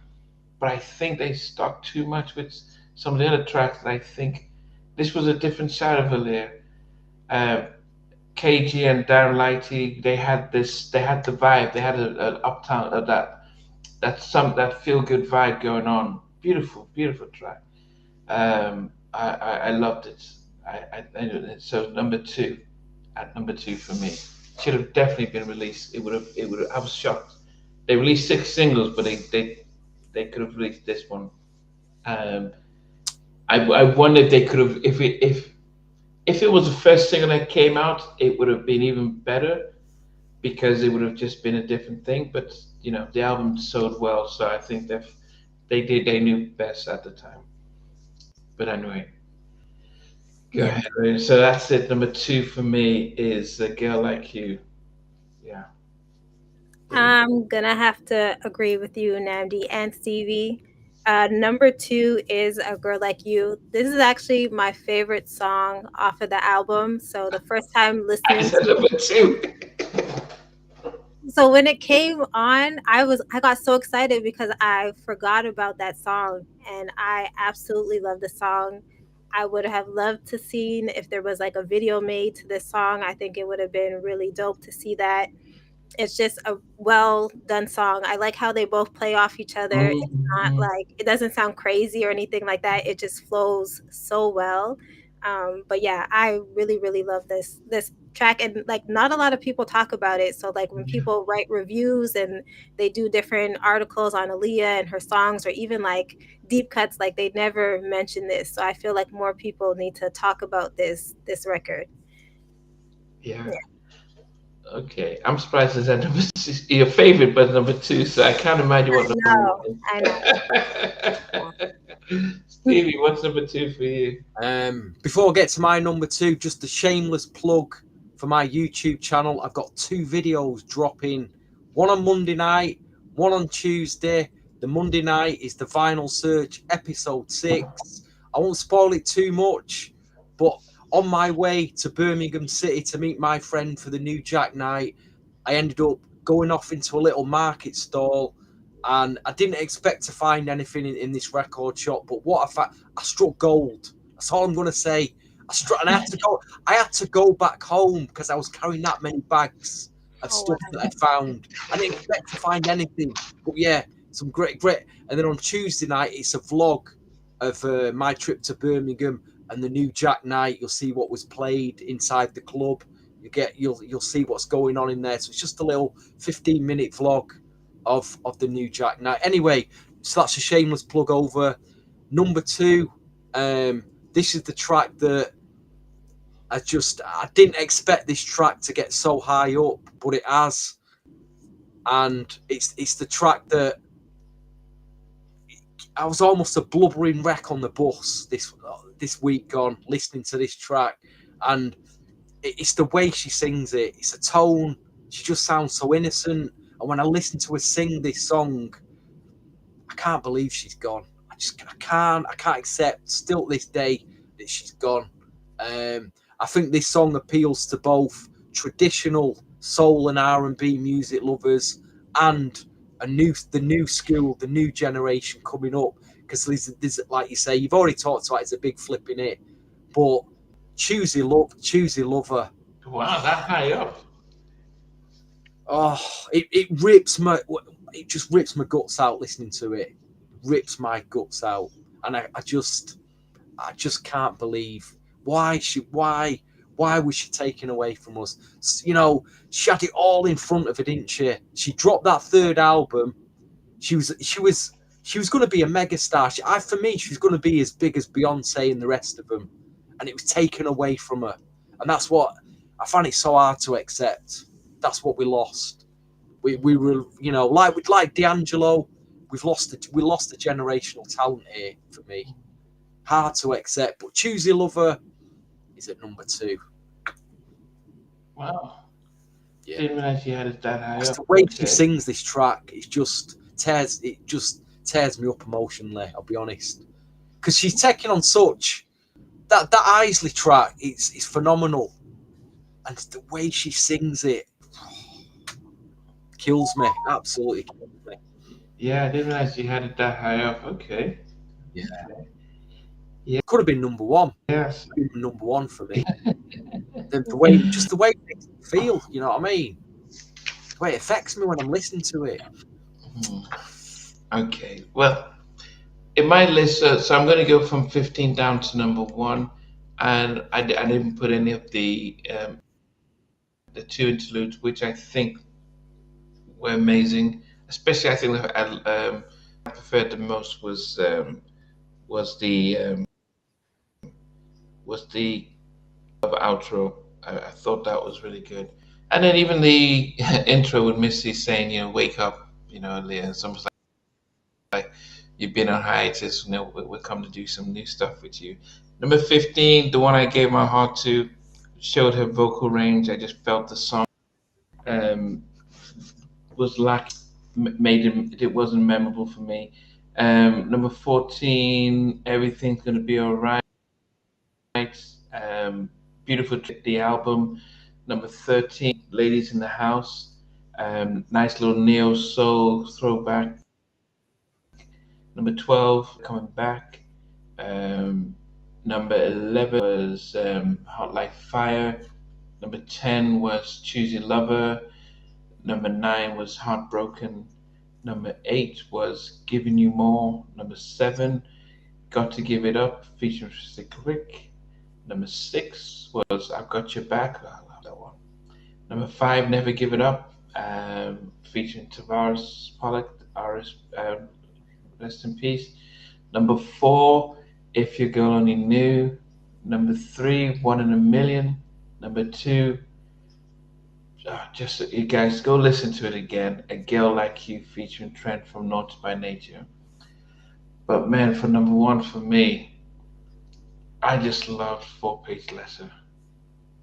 It's I love the not just the intro, turn it up, but I like this. I could listen to her story, talking about what her mom says. I'm writing you this letter. Hope you're gonna get it. I'm sealing with a kiss. But I just love the beat, the haunting part of it, and it's like I could keep listening to it over and over again. And it was, you know, if it was between that and A Girl Like You, I think it was. I think 4-Page Letter, I could still listen to it in 10 years' time, and still, and it will still edge it. I think A Girl Like You could fall back slightly, but oh goodness, it was the production, the singing, and everything. So that is my top 15 on this. That's a great choice for your number 1, Namdi. Can't argue with that. Cannot argue with it. Great choice, mate. All right, okay. All right. So 15, I have Giving You More. 14 was Ladies in the House. 13, I Got Your Back. 12, Everything's Gonna Be All Right. And like I said, this moved all over the list, but it landed at 12. It's still such a good track.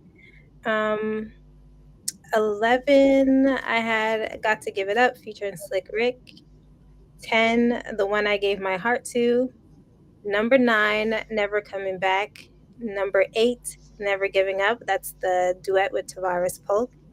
Number 7, Heartbroken. Number 6 is 4-Page Letter. Number 5, Hot Like Fire. Number 4, Choosy Lover. Number 3, If Your Girl Only Knew. Number 2, which I said was my favorite track on the album, A Girl Like You. But number 1, I put this because I feel like this just had such an impact on her career. The song, the video, I feel like a lot of DJs still play this song at like parties and stuff like that. And so it's 1 in a million. I feel like it just made a really, really big impact with like Timbaland sound and everything. So that's what I have at number 1. Yeah. Okay. Yeah. I mean, and you know, we've all said how much this album has so many amazing tracks, and not to have a diverse sort of top 3, top 5 stuff. Okay. Definitely. Sorry, read me your top 5 again, Lorena, because it was a strong one. This number 5, Hot Like Fire. Yeah, number 5, Hot Like Fire. Number 4, no wait, where am I? Number 4, Choosy Lover. 3, If Your Girl Only Knew. 2, A Girl Like You, and then 1 in a Million. Yeah, that is a very strong top 5. I think you've got the strongest top 5 here. What was your top 5 again, Namdi? Never Give It Up. If Your Girl Only Knew. 1 in a Million. A Girl Like You, and 4-Page Letter. That's a good top 5. Right, I got 15, The One I Gave My Heart To. Very girly track. Number 14 is Never Giving Up. Number 13, Never Coming Back. Number 12, Gotta Give It Up. Number 11, I Got Your Back. Number 10, very high up. Well, If Your Girl Only Knew is number 10 for me. Number 9, Giving You More. Number 8, Heartbroken. Number 7, Ladies in the House. Number 6, Hot Like Fire. Number 5, here's my top 5. Number 5, 4-Page Letter. Number 4, Everything's Gonna Be Alright. Number 3, A Girl Like You. Number 2, Choosy Lover. So my top 5's all over the place. You know, it's all over. But my number 1 goes back to my experience in 1996, which I always bring up. My first trip to America with the 2 guys that I went to America with. They were running a record label at the time, a UK R&B label.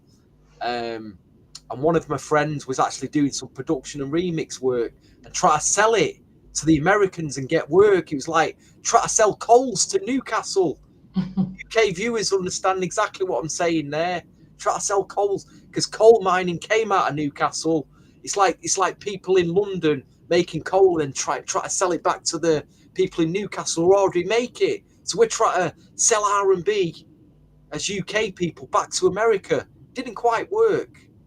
And then one day we're all driving around in this hired car, listening to the radio, and this track came on. And my friend looked at me and went, all this stuff I've been making, I might as well throw it all away, because the game has just changed with this new sound. It just blew us all away. That double, triple beat, it just blew everyone's minds. I knew things had changed then, but it's a classic track. It's a 90s classic, this, and it's a great number 1. It's 1 in a Million. It's the title of the album.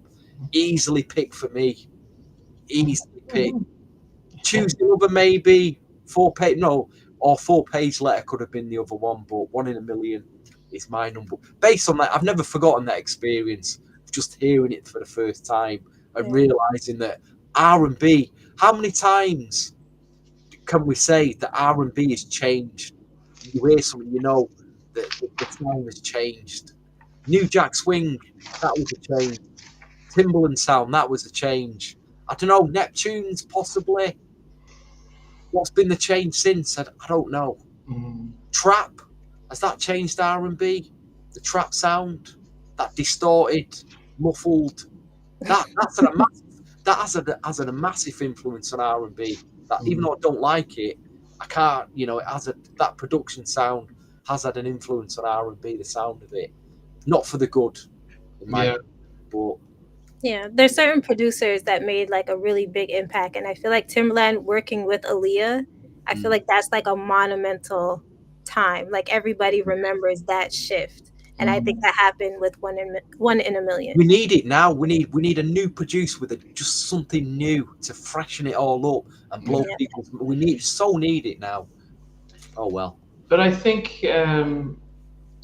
when you think about the impact that age ain't nothing but a number it had, and especially because R. Kelly was such a big influence in the music industry, and when that separation happened, it could have gone anywhere for her. She could have fallen off a cliff, she could have been like forgotten, but she came out of the shadows of R. Kelly and went in a very different direction. Now there's some of us who were very big R. Kelly fans that I probably didn't appreciate what this album did. I just thought, I thought she was better served to continue with R. Kelly, music-wise. But I think she came out of the shadows, and she had a good team around her who made sure that she was able to become the megastar at only 22. People said that Stevie, you said that she could have been bigger than Beyonce. Well, she was bigger than Beyonce because Beyonce was still part of Destiny's Child. And Marco said that she would have been, Jay-Z would have married her, which was yeah. But but to say to appreciate what she did. For me, I had to put my hands up and say that I didn't give this album the credit it deserved at the time, and I'm listening to this album. But then remember, this 96 we had so much albums out that you could just say, there's so much great music coming out. It was easy to just push some aside. But I have to give her props. So, ranking this album out of 10, Stevie, what would you give this album? It's 1 in a Million. It's 11 out of 10 for me. Oh, what? Wow. The whole everything, the whole package, the songs, the production, the image, everything. This album's it's easily 11 out of 10. Okay. Marina, what did you give this album? Yeah, I gave it a 10 out of 10. I just feel like all the tracks on here are strong. It's one of those no skips album. I think when people still discover the album, they love it. It doesn't sound too dated where you're not connecting with it or connecting with the beats. So it's a 10 out of 10. It's a perfect album. And again, like her style, this style from this album, it lasts.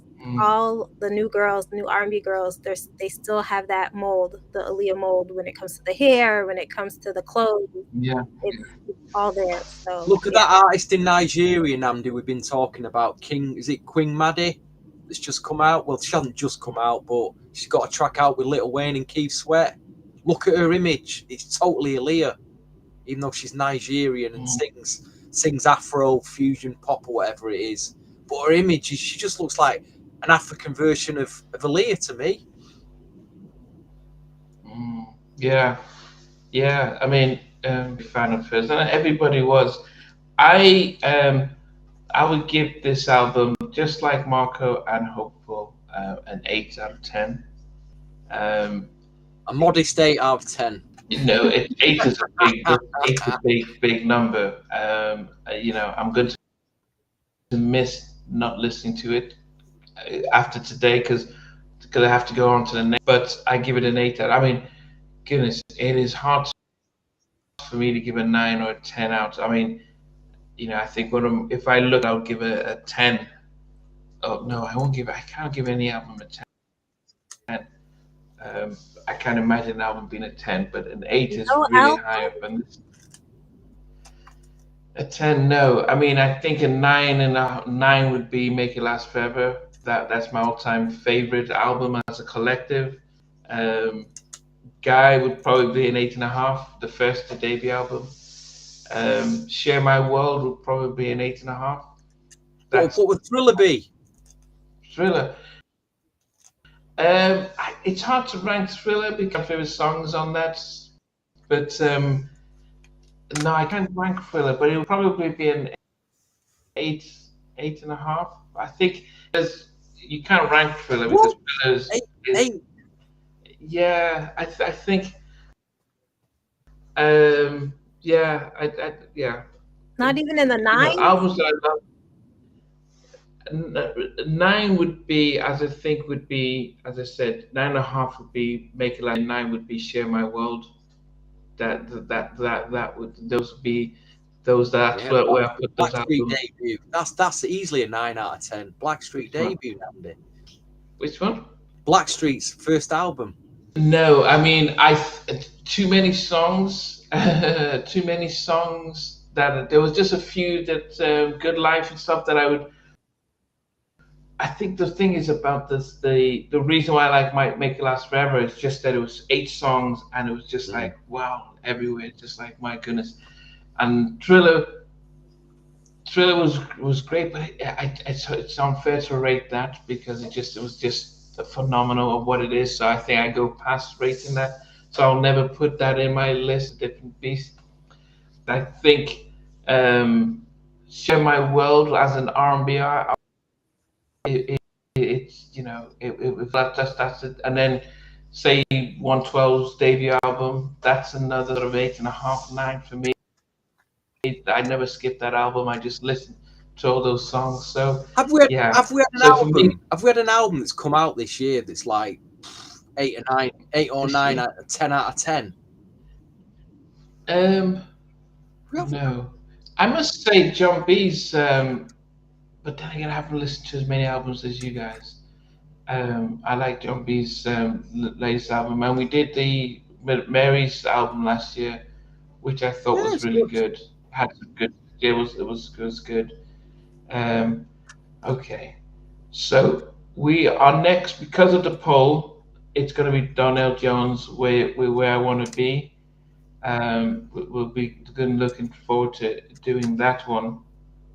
Lorena, total. Where can people find you on YouTube and on IG, and anything coming up that they should also look out for? So I'm on IG and TikTok at total.rnb. That is the handle. And then I'm also on YouTube. I have a new episode that is coming. Well, the audio part is coming out on Tuesday. It's a singer from actually Montreal, where I'm from, called Annabelle Orest. She has a amazing, powerful voice that we don't get to hear a lot in R&B anymore. She has a great song called Hero that's out now, and she has another song called I Care coming out on the 6th. So I'm really excited, and I actually interviewed her in person. Normally I do everything virtually, so this is the first time I did it in person, which was really cool. I'll have to check that out. Please go and follow Rowena, please, his channel. Give us some support, You've got to unearth the next Aaliyah. The way you're going, you probably will. The way you're going, you probably will, Yeah, I mean, please get a chance to R&B on YouTube and IG, because what is impressive is that there are lots of up and coming R&B artists who are make it through, and unfortunately they don't have the big labels pushing them, but they're using like Total R&B to get their voices and their music out there. So definitely. Is that the Melbourne Moore? I don't think so. I don't know. I wonder. Your friend Andy, you interviewed her recently. I don't know. Melba Moore, you stepped into my life. Oh dear, what a song that is. Okay, guys. Into my life and I. So Donnell Jones, Where I Want to Be is our next episode. So stay tuned with that. Next week, the New Jack Swing crew are back, and it's Guide 3 versus Blackstreet's Finally album. What? We picked those two albums. It would be a combination of a top 12 from those two albums. So that's next week, and then Where I Want to Be would be the following week. What was we thinking? Picking Blackstreet's Finally album. Oh my God, is that the one with Wizzy Wow on? No. That's with girlfriends, boyfriends on, isn't it? Girlfriend, boyfriend. Where the jeans, where they're on the come, the jeans are falling down the legs. Oh my God! Well, that'll be some. That'll be some fun. That we said yes, but we always want to thank you guys who were watching, but also putting down the comment. As we keep saying, and I'm just going to share right now that you guys will realize and appreciate that. All the comments that as you can see on the screen here, we read them, and we very much appreciate read them, and it helps us as we're going live. So and appreciate you, and so we'll see you guys in next week on New Jack Swing podcast, and then in 2 weeks time on the R&B podcast. You're all 1 in a million. Remember that. You're 1 in a million.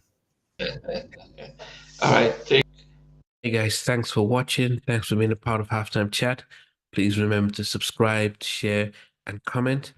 But most importantly, why don't you become a member of Halftime Chat?